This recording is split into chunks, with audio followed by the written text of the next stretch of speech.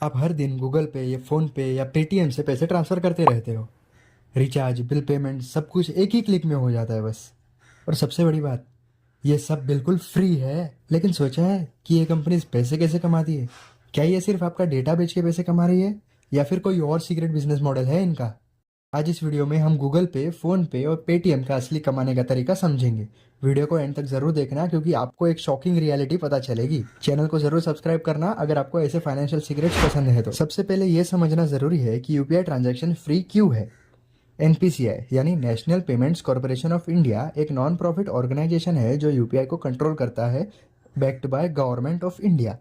Government का M है cashless economy को प्रमोट करना, इसलिए बैंक्स और यूपीआई ऐप्स को डायरेक्टली कोई पैसा नहीं मिलता है यूपीआई ट्रांजैक्शन को फैसिलिटेट करने के लिए। क्रेडिट कार्ड्स या डेबिट कार्ड्स में एमडीआर चार्जेस होते हैं, यहाँ यूपीआई में वो भी नहीं है, इसलिए कस्टमर्स को कोई एक्स्ट्रा फीस फिलहाल तो नहीं देनी पड़ती। बैंक्स और पेमेंट ऐप्स के लिए ये एक कस्टमर एक्विजिशन टूल है जिससे लोग उनके इकोसिस्टम में जुड़े रहे। तो फिर सवाल उठता है, अगर यूपीआई ट्रांजेक्शन पर कोई चार्ज नहीं लगता तो ये कंपनीज अपना बिजनेस कैसे चला रही है? ये तीनों कंपनीज अलग अलग तरीके से पैसे कमाती है, देखते हैं एक एक करके।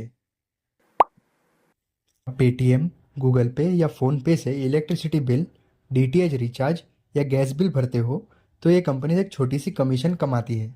ये कमीशन बिलर्स और टेलीकॉम कंपनीज देती है। जितना ज़्यादा लोग इनके प्लेटफॉर्म को यूज़ करेंगे उतनी ही इनकी अर्निंग्स बढ़ती रहेगी। बड़े टेलीकॉम प्रोवाइडर्स और यूटिलिटी सर्विस भी इन प्लेटफॉर्म को अपने सर्विस प्रमोट करने के लिए पे करती है। और जीपे ने तो ₹2 पर रिचार्ज शुरू भी कर दिया है चार्ज लेना।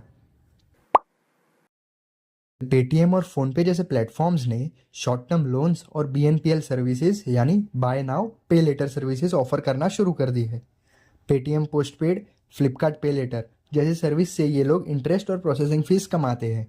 बहुत सारी यूपीआई ऐप्स अब इंस्टेंट पर्सनल लोन्स भी दे रही है जिसमें इन्हें हाई इंटरेस्ट रेट मिलता है और हाई मार्जिन कस्टमर्स इनके पास आ जाते हैं। ऊपर से अब इन सारी कंपनीज ने बैंक्स और एनबीएफसी के साथ टाई अप करना शुरू कर दिया है। पार्टनरशिप्स के माध्यम से ये लोग लैंडिंग बिजनेस में घुस चुके हैं। छोटी दुकान या नॉर्मल यूपीआई पेमेंट्स पर एमडीआर चार्जेस नहीं लगते, लेकिन जब कोई बड़ा बिजनेस या ऑनलाइन स्टोर यूपीआई एक्सेप्ट करता है तो उसे प्रीमियम सर्विसेज के लिए चार्ज किया जाता है।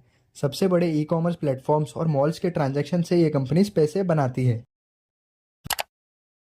वैल्यू एडेड सर्विसेज जैसे इंस्टेंट सेटलमेंट्स और एनालिटिक टूल्स के लिए मर्चेंट से फीस ली जाती है। आपने देखा होगा कि पेटीएम मनी या फोन पे वेल्थ जैसे प्लेटफॉर्म्स अब तो म्यूचुअल फंड्स भी प्रोवाइड करने लग गए हैं, इंश्योरेंस भी प्रोवाइड कर रहे हैं और स्टॉक्स भी बेच रहे हैं। ये कंपनीज इन फाइनेंशियल प्रोडक्ट्स के सेल पर कमीशन लेती है। पेटीएम और फोनपे ने तो अपनी खुद की इंश्योरेंस और स्टॉक ब्रोकिंग सर्विसेज भी चला रखी है जिसमें हाई प्रॉफिट मार्जिन है इनके लिए। ज़्यादा से ज़्यादा लोग इनके प्लेटफॉर्म पे इन्वेस्ट करें, इसलिए इन्हें एग्रेसिवली प्रमोट किया जा रहा है।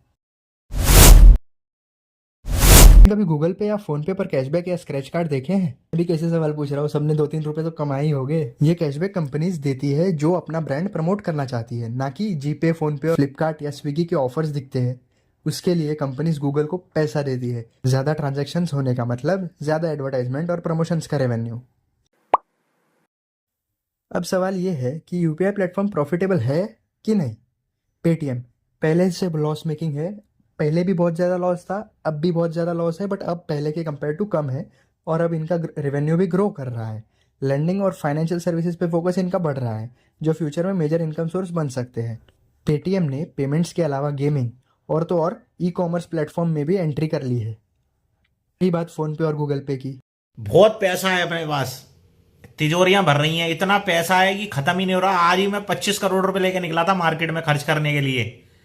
साला बहुत ज्यादा मेहनत करने के बाद भी 16 करोड़ रुपए खर्च हुए हैं, 9 करोड़ रुपए अभी भी बचे हैं।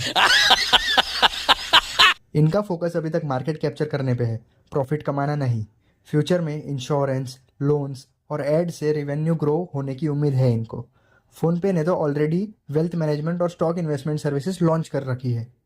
अब तो गूगल पे ने एक और रेवेन्यू सोर्स शुरू कर दिया है, जैसा कि आप सामने स्क्रीन पे देख सकते हैं। इसके क्रेडिट में सरकास्टिक सिंधी को देना चाहूँगा। जीपे ने अब तो क्रेडिट कार्ड और डेबिट कार्ड से होने वाले ट्रांजैक्शन पर भी 1% का ट्रांजैक्शन वैल्यू लगाना शुरू कर दिया है, वो भी प्लस जीएसटी। मतलब आपको जीएसटी भी अलग से देना है उसके लिए। और पेटीएम का एक और नया रेवेन्यू सोर्स खुल चुका है, जैसा कि आप सामने देख सकते हैं। इसका क्रेडिट हम लापास वॉइस को देना चाहेंगे। पेटीएम ने अब परप्लेक्सिटी एआई के साथ पार्टनरशिप कर ली है, जिससे ये अपने रिवेन्यूज को ग्रो करना चाहते हैं। अगर आप डिटेल में जानना चाहते हो तो सामने आपके पास न्यूज़ है, पढ़ सकते हो पॉज करके। हम आगे बढ़ते हैं। अब जानते हैं इन सब कंपनीज के मार्केट शेयर के बेसिस।